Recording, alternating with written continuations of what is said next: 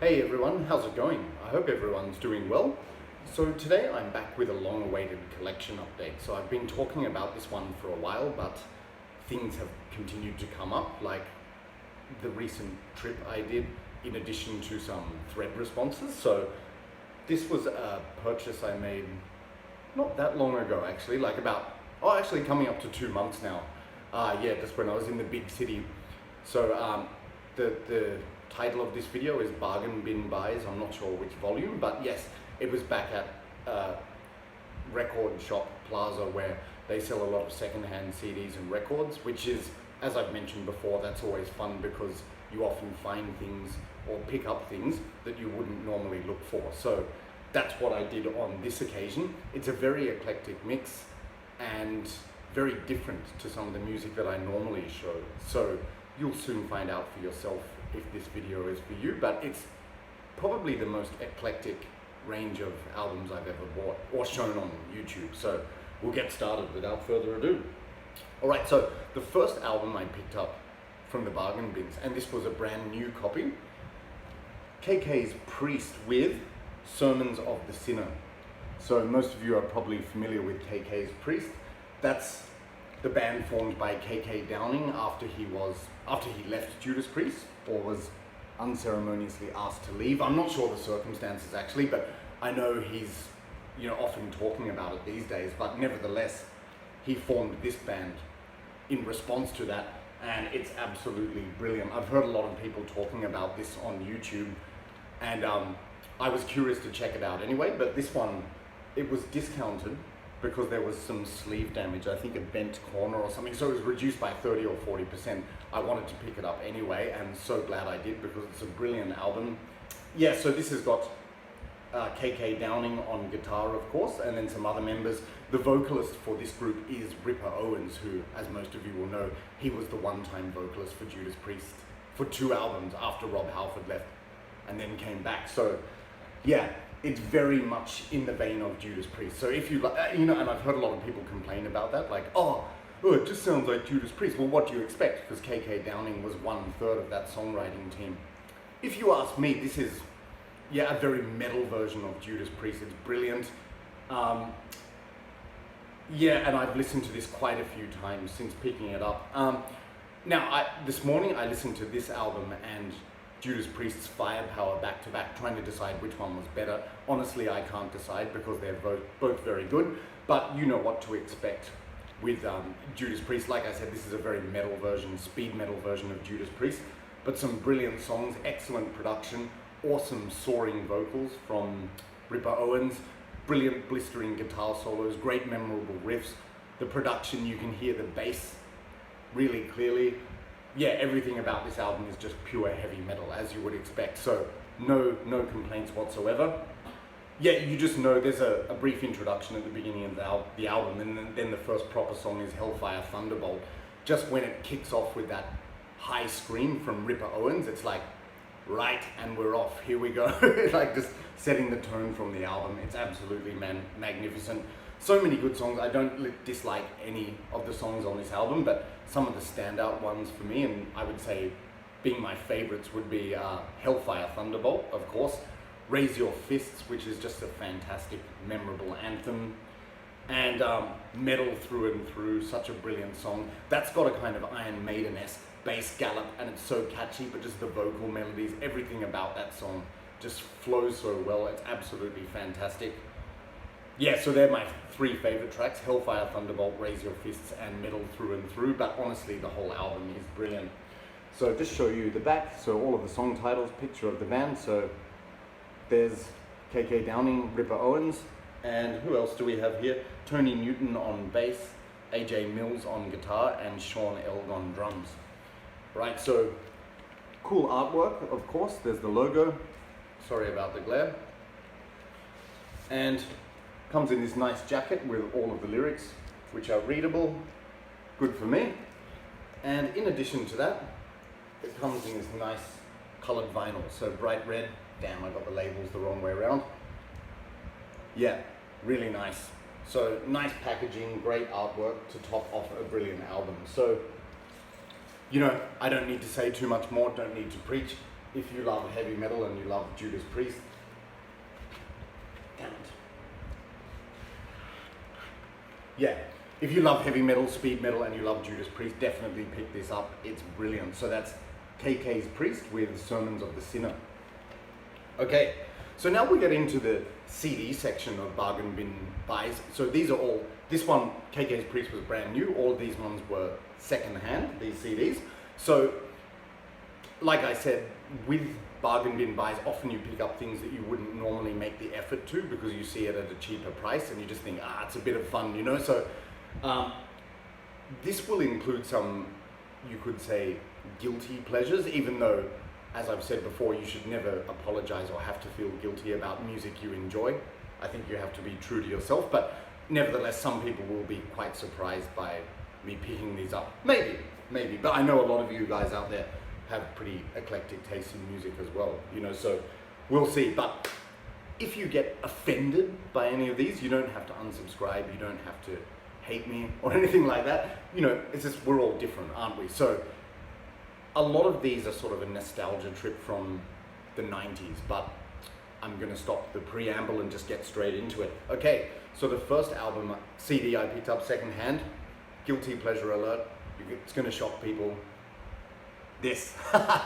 So Cold Chamber with their self-titled debut album. And the reason I was laughing is just because I know a lot of people will be shocked by this maybe, but obviously, yes, Cold Chamber, they were part of that new metal movement in the late 90s, or that's when it started anyway.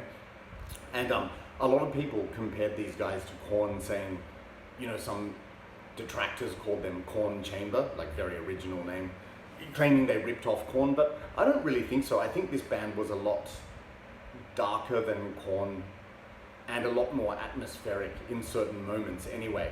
But definitely there are some new metal elements, you know, in terms of the guitar riffs and everything. But if you've seen interviews with the vocalist Des, he talks about his influences growing up, and it ranged from punk rock to rockabilly to goth stuff like Skinny Puppy. So I think in terms of image and sound, this band really did something unique in that new metal movement. And if you think about it, they sounded different to the other bands too. Like, I'm not a massive fan of new metal. Like the first couple of Korn albums are okay. Slipknot I never really got into, not because they're too extreme, but just because there's no melody. It just sounds like screaming white noise to me, but each to their own. A lot of the second generation bands, not really, but that's another thing with this kind of music. No, I wasn't a 90s kid who liked this and then got into heavy metal. It was actually the other way around. I was a kid of the 80s, so I firstly got into hair metal, heavy metal, death metal, black metal. So when new metal came out, I already liked all that stuff, but I was excited about this kind of music because it sounded kind of fresh and different, and I still stand by that. Having said that, I'm still not the biggest fan of new metal because I think it has its limitations, but like I said, this was just a nostalgia trip because in the late 90s when I was at university, you know, just meeting up with friends, going to house parties, all of this kind of music, you found it playing a lot. So it's sort of, that's the good thing about music. It has a nostalgic value and it reminds you of a certain time. But yes, so Cold Chamber, it sounds a bit new metal-y, but also with gothic and darker elements and atmospheric elements, but I think they had something unique. You can also hear similarities to White Zombie and Rob Zombie, especially in Dez's vocal style, but he also does the clean vocals, so there's some atmosphere. Yeah, I think it's a fun album, so I'll just say that. So looking at this, it's 14 tracks here for the album, and this is the thing with a lot of new metal albums. I find that sometimes the first 5 or 6 tracks are really strong. It starts off really well, and then the album sort of peters out a bit, you know, like into experimental or filler stuff. That's the case a little bit on this album, but yeah, mate. So Loco, of course, is the first track. That's great, fun, catchy, heavy song. Bradley is a great song. Is it Oddity or Unspoiled, the one that goes, this is the way it's got to be? But yeah, that's a catchy song. Big Truck is a very catchy song as well. And the riff in that, you can see the similarity with Korn because the riff in Big Truck sounds a bit like the riff in Korn's Faggot, but not exactly, but great verse. Sway is a fantastic song, in my opinion.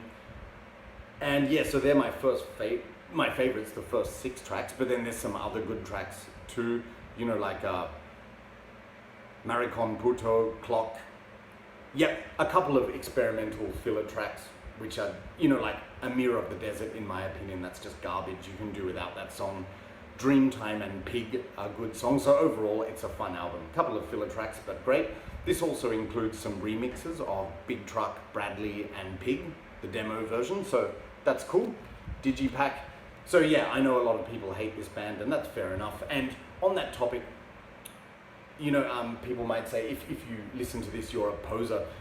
I can't stand that term. When underground metal elitists use this word poser, it's so overused, and I wonder, do they even remember the meaning? Like, to me, a poser is someone who pretends to be something they're not, or purports to be something they're not. But so if I'm saying I like this album, it doesn't make me a poser. That's me just being honest to myself, but that's my opinion. I know everyone has their own opinions.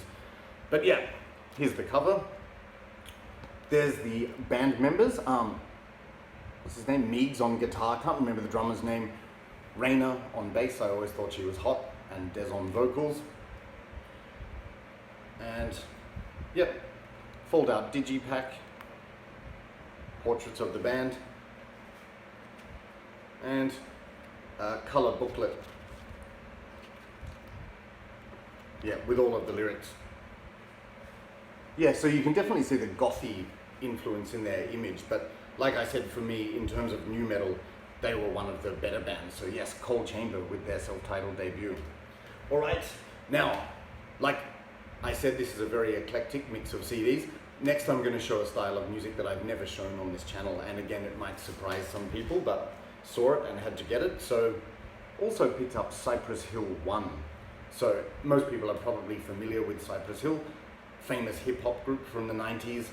And what was different about them, I think, was their sound and their style. Like, I think Be Real, one of the main DJs, he was from a Latino background. His voice had a real sort of distinct twang in the way he sang rap lyrics, and then Sendog was the other DJ, and Sendog was the other MC, and then Muggs was the DJ, who wrote some really interesting loops and lines for this kind of music. But yeah, this Cypress Hill, I remember when I was growing up in my teens, I had a lot of friends who liked this music, so hanging around friends, you get influenced by the music you hear, and I grew to like Cypress Hill a lot, actually. I think they're very original as a hip-hop group, and incidentally, this might surprise people, they're also big metal fans, so never make judgments. Like, I saw an episode of What's in My Bag with Sendog, and he was buying all these Metallica albums, and Be Real is into Black Sabbath and everything, so I think that had an influence on the music, because on later albums they even started incorporating guitars. But yes, this is the first album where it all started, and what I like about it is it's, a lot of hip hop is very minimalist with just bass and drums, and you could say maybe even monotonous, but the musicianship on this, it's really funky. You hear guitars, you hear brass instruments, and just the loops and the samples and the melodies are catchy for these songs, so they just really stick in your head. 16 tracks on this, and it's just a fun album. The other funny thing is, with Cypress Hill, the first 4 albums anyway, they were very distinct. Like 2, that's Black Sunday, that's sort of the classic famous one. Then 3, Temples of Boom, that was kind of the dark, dreamy one. And then 4 was a more upbeat one. This one's upbeat too, but it's just got a very sort of funky edge. So I think 1 and 4 have a lot in common, but just some classic, catchy songs on this, which are great. So many, I'm not going to mention all tracks, but some of my favorites. So How I Could Just Kill a Man, one of their famous tracks. Also, Hand on the Pump, great chorus in that, so catchy, really fun to sing along to. Light Another is good. Real Estate, fantastic song, and some funky musicianship in that. Also, Stoned is the Way of the Walk.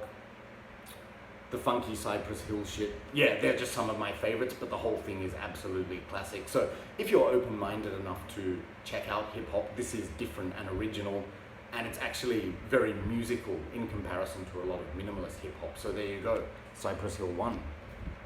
So, yep, just got the inner sleeve, picture of the group, all the credits and everything. There we go, Cypress Hill 1. All right. So coming now to another 90s blast from the past. I saw this and had to get it. This is Fear Factory with Remanufacture. So I have mentioned talked about Fear Factory on this channel before. Demanufacture was probably their most classic album from the 90s. So this band was an industrial metal band from the 90s, sort of cyber metal you could say, starting out taking influences from death metal but then going in a more industrial, futuristic direction. So this album is a remix of Demanufacture, so it's very, I guess they were going in an electronic direction, and on this album they were seeing how far they could push it by doing some kind of electronic and dancey remixes of all of the songs from Demanufacture. So again, it works really well in my opinion, and it seems like a logical step from this band. And it's so a lot of the songs, they sound like the Demanufacture songs, but just like with electronic techno beats. For example, Remanufacture, which is the remix of Demanufacture, but then they also incorporate other styles, like the remix of Body Hammer is a bit housey, and then T1000, which is the remix of Hunter Killer, that's got a hardcore techno song, and I've heard they even play that song at raves, but it honestly works really well. Faithless, which is the remix of Zero Signal, that's got a really sort of dreamy industrial edge, but you know all of the classic songs from Demanufacture, you know, like Self-Bias, Resistor, everything, but every remix on this album is really good. It's very eclectic, and I didn't expect to enjoy this as much as I did when I bought it, but then I found myself, I've been listening to this so many times because, again, it takes me back to the 90s where when I was at uni and going to house parties, this kind of music was playing all the time, and I just really enjoyed it. Another great nostalgia trip, and it shouldn't be overlooked. This also includes one new track, Bionic Chronic, but the rest are remixes from the Demanufacture album. So just show you the disc, and here we go. Yeah. So yeah, an electronic remix of the Demanufacture album, and if you're a fan of this band, be open-minded enough to give it a chance because it's actually really good. It sets a certain mood and it's good for a certain time and a place. So Fear Factory with Remanufacture, total nostalgia trip. Okay, so ready for another curveball. This is completely another musical style again. Saw this and I had to get it. This is Lemonheads with Come On Feel the Lemonheads. So I have mentioned this band before. I picked up their other album, one of their other albums, in a previous bargain bin buy. That was It's a Shame About Ray, which is my favorite one. This was a band, you know, they were very popular in the early 90s. It's sort of very melodic, catchy, indie, alternative rock. And it's mainly the brainchild of frontman Evan Dando. He is, in my opinion, just such an original songwriter. Lemonheads sound like no other band, and he had a really distinct and amazing style of songwriting. So I think this band had something special. They did achieve moderate success, but I really think they deserved more, actually, just because they had such a unique sound. But it does sound a little bit indie and alternative, so maybe that makes it cool.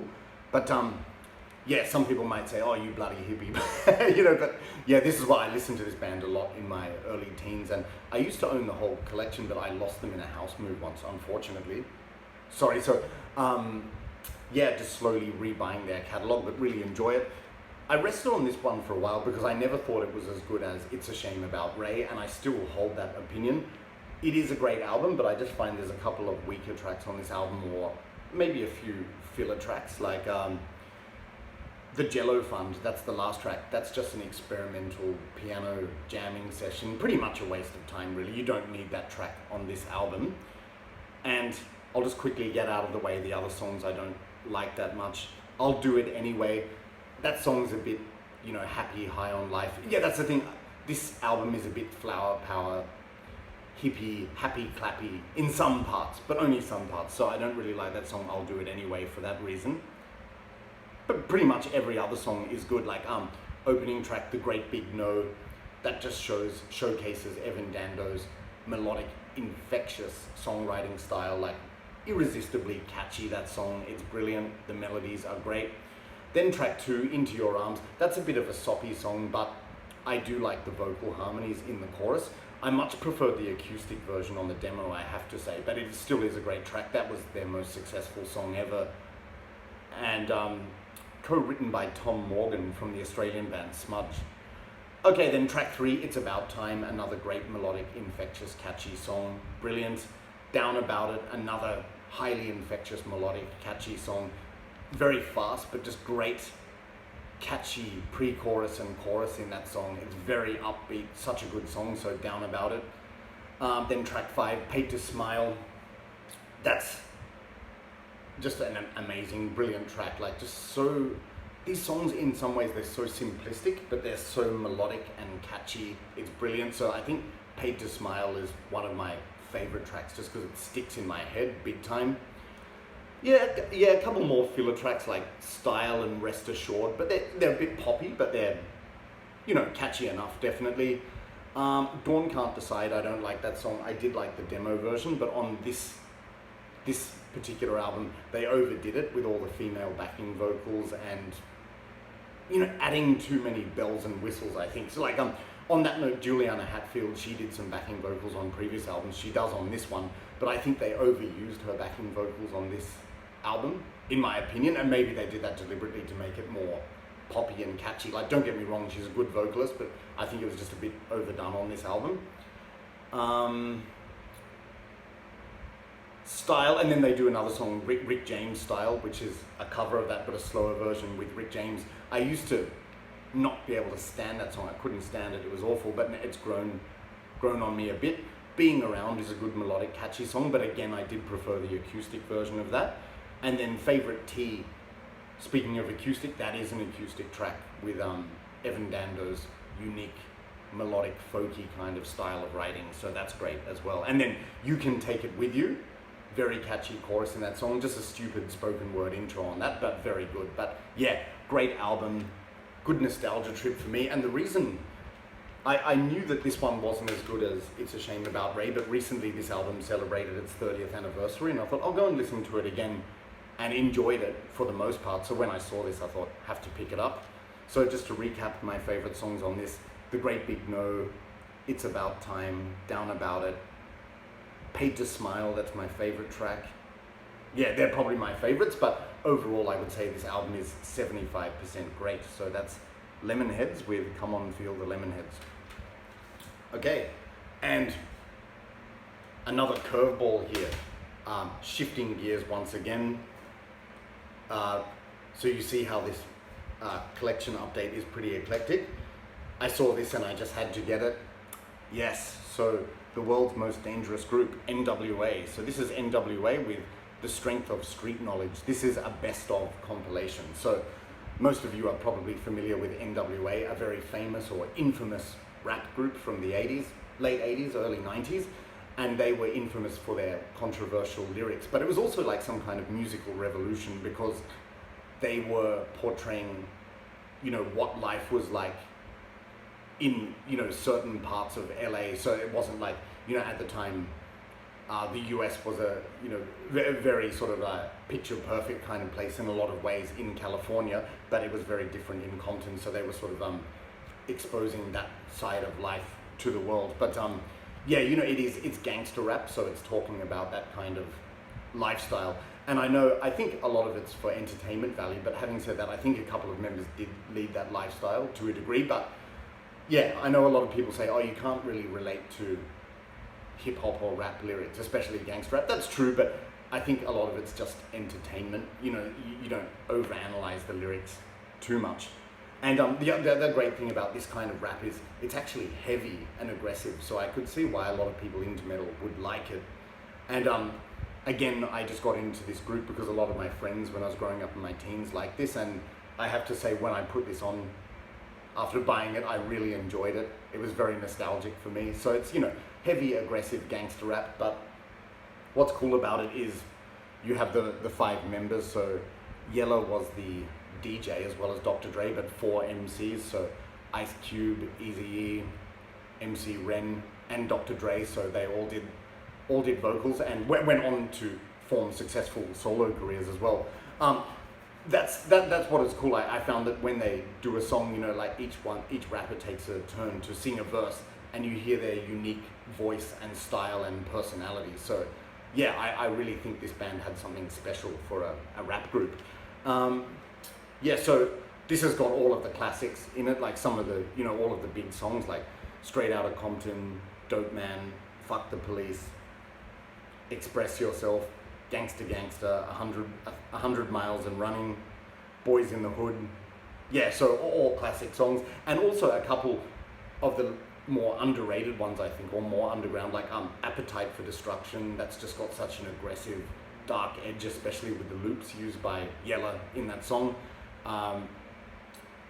And some more of the sort of controversial tracks. That's the thing, this band, you can't deny that with some of the lyrics, they were a bit misogynistic, you know, anti-women, and again, I'm not sure how serious a lot of that was. Like, I think a lot of the time it was just for shock value, but at any rate, I don't take the lyrics too seriously. So yeah, you have to bear that in mind. Music is just music. You don't need to overanalyze it too much, but yeah, enjoyable rap album. So yeah, this is an essential greatest hits for this band. So that's NWA with The Strength of Street Knowledge.